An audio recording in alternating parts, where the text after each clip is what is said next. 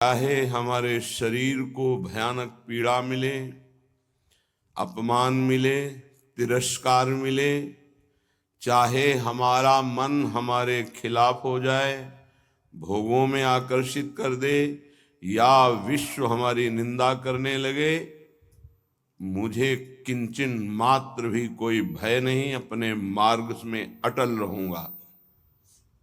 ये शपथ पूर्वक मार्ग चलना चाहिए। प्रारंभ में ही ये शपथ खा लेनी चाहिए, अब मैं प्रभु के मार्ग को नहीं छोड़ सकता, चाहे जितनी पीड़ा दी जाए या प्रलोभन दिया जाए। हर सुख का प्रलोभन माया देगी, प्रभु को नहीं छोड़ना है। जो उपासक सुख का लक्ष्य करके इस मार्ग में चलता है वो भ्रष्ट हो जाता है। वासनाएं साधना से दब जाती है, मिटती हैं भगवत साक्षात्कार या ब्रह्म बोध से। भगवत साक्षात्कार या ब्रह्म बोध तक पहुंचने के लिए उपासक को बहुत ही स्वभाव में गंभीरता, सहनशीलता ये लानी ही होगी। अगर वो गंभीर स्वभाव का नहीं है, अपनी बातें दूसरों से बताएगा तो परमार्थ से वंचित हो जाएगा। अनुभव की बातें या अपनी कमी की बातें दोनों नहीं बतानी। इष्ट देव जान रहे हैं, गुरुदेव जान रहे हैं, दूसरा कोई हमारे हृदय का परिवर्तन नहीं कर सकता। अगर हमारे हृदय का परिवर्तन कर सकता है तो हमारा आराध्य देव कर सकता है। आराध्य देव सर्वज्ञ है, इसलिए मुझे कहने की जरूरत नहीं। जो अनुभव हो रहा है उसे गुप्त रखो, क्योंकि वही अनुभव परमात्म साक्षात्कार की मंजिल दृढ़ कर देगा। अगर अनुभव बताने लगे तो खाली हो जाओगे, परमार्थ में चलने की योग्यता खो दोगे। इस बात को धैर्यपूर्वक समझिए। चाहे जितना कष्ट हमें मिले, शारीरिक या मानसिक, हम प्रभु के मार्ग को अब छोड़ने वाले नहीं। ये शपथ खानी चाहिए। हम प्रभु के मार्ग में जैसे हैं वैसे ही चलेंगे। जितना सुधार प्रभु कराते जा रहे हैं उतना होता जा रहा है। हम प्रभु के मार्ग को नहीं छोड़ेंगे, चाहे जैसी परिस्थिति आ जाए। हम गिर सकते हैं, फिसल सकते हैं, लड़खड़ा सकते हैं, पर ना तो रुक सकते हैं और ना लौट सकते हैं। ये शपथ खानी चाहिए। अगर ये निष्ठा नहीं है तो फिर बहुत बड़ा भयावह दृश्य उपस्थित करेगी माया, भीतर और बाहर से। समय आएगा आप लड़खड़ा जाएंगे, आपको प्रलोभन ऐसा मिलेगा कि आप इसे छोड़ करके माया में रमण करें। प्रलोभन में बहुत मिठास नजर आती, पर होता बहुत जहर है। सकामता उत्पन्न होते ही जो जलन होती है वो सकामी पुरुष नहीं जानते, वो भगवत मार्ग के पथिक जानते हैं कि कामना कितना बड़ा जहर है और कैसे जलाती है रात दिन। इसलिए उपासक को निष्कामता पर ही अपनी स्थिति स्थापित करनी चाहिए। सकामता को तत्काल काटना चाहिए। अगर सकामता रही तो 20 वर्ष साधन करने के बाद भी वो भ्रष्ट हो जाएगा। इस शब्द को बहुत सूक्ष्मता से अनुभवपूर्वक बोल रहे हैं। छोटी सी दबी हुई वासना 20 वर्ष साधन करने के बाद भी वो अपना प्रबल रूप धारण कर लेगी और साधक को गिरा देगी। ढूंढ ढूंढ कर अंदर की वासनाओं को नाम जप के द्वारा भस्म किया जाता है। भजन के बल से उनका हृदय से पूर्ण अनादर करना होता है। अनादर ही उनका नाश है, आदर करना ही अपना नाश है। बस ये ध्यान रखना है। सकामता ही हमारा पतन है, निष्कामता ही हमारी स्थिति है। धैर्यपूर्वक सहन करना ही यात्रा है। सहन न कर पाना, टूट गए या प्रलोभन में आ गए तो इस मार्ग से गिर जाएंगे। देखो श्रीपाद प्रबोधानंद जी महाराज कैसी निष्ठा का वर्णन करते हैं। धाम की निष्ठा। कह रहे हैं कि छिद्येत खडशः इदम यदि मे शरीरम घोरा विपद विततयो यदि वा पतन्ति हाहंत हाहंत न तथापि भूयात् वृंदावनादितर तुच्छ पदे पिपाशा।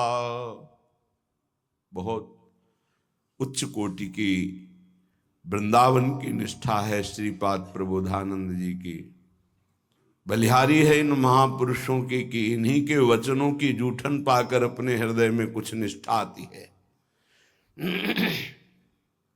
नहीं तो ये शरीर राग हमें धाम निष्ठ, गुरु निष्ठ, नाम निष्ठ, भगवत निष्ठ ये नहीं होने देता। इस शरीर संबंध ही भगवत संबंध दृढ़ नहीं होने देता। अनंत जन्मों से हम भटक रहे हैं इन्हीं शरीरों के संबंध में। ये पत्नी, ये पुत्र, ये पिता, ये माता, ये रिश्ते, ये नाते, ये सामग्री, ये भोग, ये बैंक बैलेंस, इसी का आश्रय लेकर हम भगवान से विमुख हो चुके हैं। कैसी अद्भुत निष्ठा। छिद्येत खडसा इदम यदि में शरीरम घोरा विपद विततयो यदि वा पतंती। यदि मेरे शरीर को पीड़ा पहुंचाई जाए वृंदावन में, अस्त्र शस्त्रों के द्वारा छेदन भेदन किया जाए, तो भी मैं कभी वृंदावन को नहीं छोड़ सकता। ये बात समझनी चाहिए। बहुत बड़ी उपलब्धि है, बहुत बड़ा सौभाग्य है यदि आपको यहां एक दिन भी वास करने को मिल जाए। फिर जिनको आजीवन वास मिल गया है तो दुर्भाग्य है कि प्रिया प्रीतम का चिंतन नहीं करते हैं, सत्संग नहीं सुनते, श्री जी की लीलाओं का गायन चिंतन नहीं करते, व्यर्थ में समय नष्ट करते हैं। दिव्य कृपा हो गई वृंदावन वास की, पर उसका लाभ नहीं ले पा रहे। वृंदावन बसिके इतनो बड़ो सयान, जुगल चरण के भजन बिन निमिष न दीजे जान। पलक झपकने के समय को निमिष कहते हैं। इतना भी समय प्रिया प्रीतम के भजन से अगर खाली गया तो हमारा दुर्भाग्य है, हानि है, विपत्ति है। अगर निरंतर हमारा स्मरण वृंदावन में चल रहा है तो वास्तविक तन मन के बन से ये अब वृंदावन वास हो रहा है। इसीलिए उपासकों से प्रार्थना करते हैं कि उठते बैठते चलते फिरते नाम जप करते रहो, प्रिया प्रीतम को मत भूलो। ये तुम्हारा बैंक बैलेंस तुम्हारे साथ नहीं जाएगा, ये तुम्हारी प्रवीणता संसार के व्यवहार की ये नहीं जाएगी, ये तुम्हारा शरीर सुख या संपत्ति सुख ये तुम्हें प्रियालाल से वंचित कर देगा। इसका भरोसा मत करो, ये मायाकृत है। भरोसा करो प्रभु का, भले सब कुछ बना रहे, उसका भरोसा मत करो। ये सब टिकाऊ नहीं है, परिवर्तनशील है। ये शरीर नाशवान है, इसको इतना प्यार मत करो कि प्रभु के प्यार का मार्ग ही छूट जाए।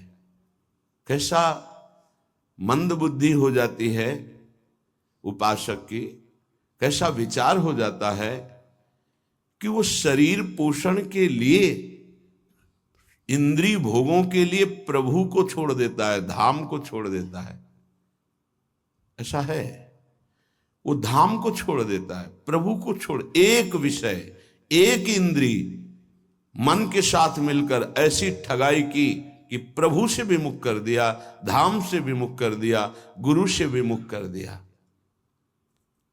तभी कहा शपथ पूर्वक इस मार्ग में चलना चाहिए।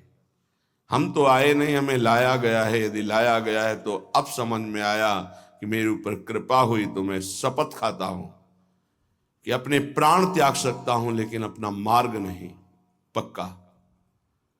पर आजकल शपथ भी ऐसे ही खा ली जाती है, उसकी सत्यता, उसका निर्वाह करना बहुत कठिन हो जाता है। प्रतिज्ञा, शपथ ये सब में खवाई जाती है। अगर किसी भी डिपार्टमेंट में है तो उसको शपथ खवाई जाती है। आप ये गुप्त बात कभी किसी को नहीं बताएंगे, आप ऐसे चलेंगे, आप राष्ट्र की रक्षा करेंगे, आप शपथ खाइए कि धर्म पूर्वक सत्य पूर्वक अपने राष्ट्र के लिए प्राण समर्पित करेंगे। आप तो परमार्थ के प्रतीक हैं, अनंत ब्रह्मांडों के स्वामी के चरणारविंद के समीप परम पद प्राप्त करना है, तो आपको तो शपथ खानी ही होगी। क्यों? यदि शपथ पूर्वक नहीं चलोगे तो आपको माया भ्रष्ट कर देगी। शपथ पूर्वक चलने पर है कि गिरूंगा, लड़खड़ा जाऊंगा, लेकिन पैर से नहीं चल पाऊंगा, तो घसील के चलूंगा, लेकिन चलूंगा प्रभु की तरफ ही। अर्थात बिल्कुल योग्यता न रह जाने पर भी हम प्रभु के ही मार्ग में रहेंगे। हमको प्रभु से अब कोई अलग नहीं कर सकता। ये निश्चय करो, इसमें बहुत बड़ी सामर्थ्य है।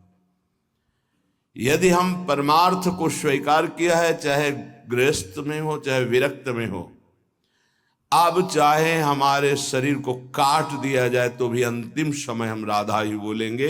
हमारे जीवन का उद्देश्य प्रभु ही है। श्रीधाम वृंदावन के वास की निष्ठा का परिचय दे रहे हैं ध्रुवदास जी। खंड खंड होए जाए तन, अंग अंग सत टूक, वृंदावन नहीं छाड़ियो, छाड़ी वो है बड़ी चूक। बड़ी चूक ये जो बाहर से भक्तजन आते हैं, इनके ऊपर श्री जी की कृपा है, पर आपका दुर्भाग्य हो जाएगा यदि इनसे आप घनिष्ठ अपनापन कर लिए। घनिष्ठ संबंध श्री जी से और श्री जी के संबंध से इनसे संबंध, डायरेक्ट हमारा कोई संबंध नहीं होना चाहिए। श्री जी के नाते से है, श्री जी के संबंध से है। एक बहुत अच्छे ब्रजरज सेवी महात्मा, इसी संबंध में चूक हो गई। कुछ लोग बाहर से आए, ऐसा कभी किसी को नहीं करना चाहिए। बाहर से आने वालों को, उनके 500 शुगर थी, बहुत अच्छे ब्रजरज सेवी और सरल स्वभाव संतों का हो जाता है, क्योंकि हमारी स्वामिनी का स्वभाव है अत्यंत दयालु, करुणामय, सहज, सरल। किन्हीं किन्हीं संतों का बाहर